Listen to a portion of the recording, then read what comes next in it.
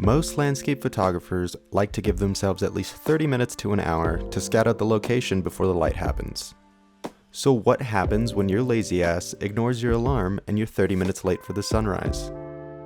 Well, I guess today we're about to find out.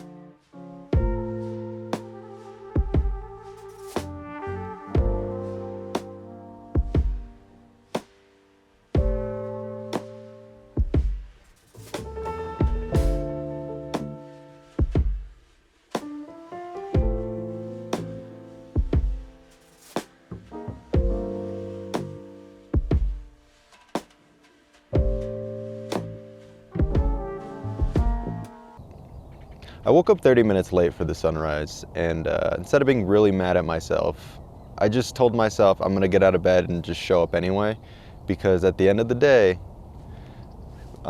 there's a composition at every location in any lighting scenario, and it's up to you to find it. So if you want to convince yourself that it's okay to just stay in bed if you wake up 30 minutes late and miss whatever light's happening right now, well, you're gonna miss a lot of opportunities. So I'm gonna head out and shoot.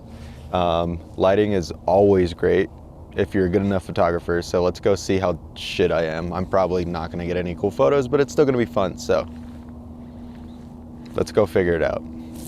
I don't know.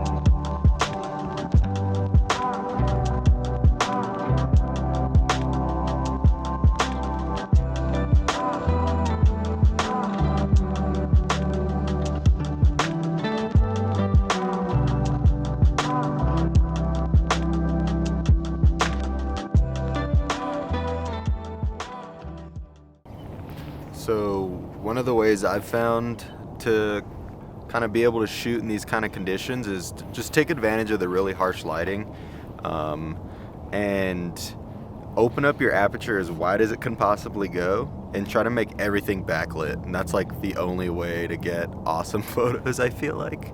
I don't know. So right now on this X100T, I'm gonna be shooting at f2. And then I'm just gonna expose for the sky in some cases, and then I'm gonna expose for the subject, purposefully blowing out my highlights, kind of like I am right now. So you get a lot of cool, like, this kind of stuff, and like that kind of stuff, like this kind of stuff. So yeah, just go for that. There's a plane.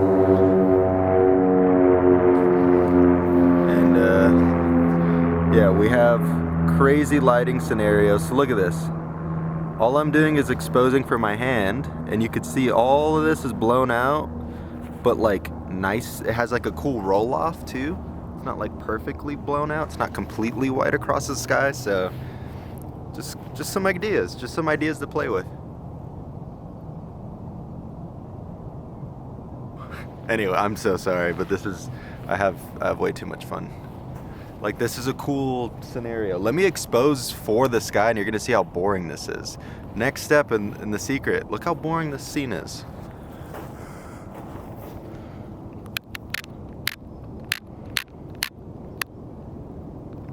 That is the light.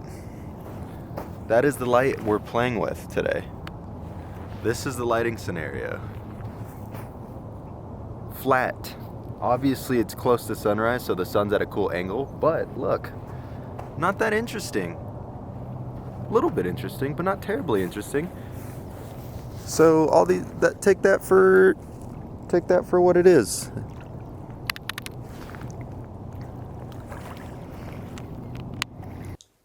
So looking at a lot of these photos, a lot of what I was taking advantage of in terms of lighting and the scenario was The fact that I was almost on time for the sunrise, so there were slight little pockets of soft colors and just interesting little compositions that weren't too harsh. But as the day moved on, it definitely got a little bit more difficult to find those specific scenarios.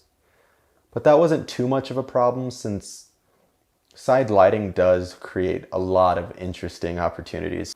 Again, any lighting scenario creates its own opportunities, so it's just up to you to kind of figure out what the opportunity is.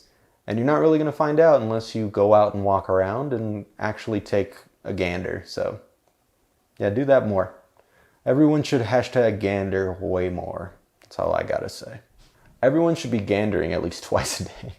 Everyone should just go on a walk and just appreciate what's there for what it is. And not even in like a namaste kumbaya type of way, but more of like a there's always opportunities and every time you're not looking, you're missing out kind of way. So yeah, not to give anyone any more anxiety than they already have, but you're wasting time.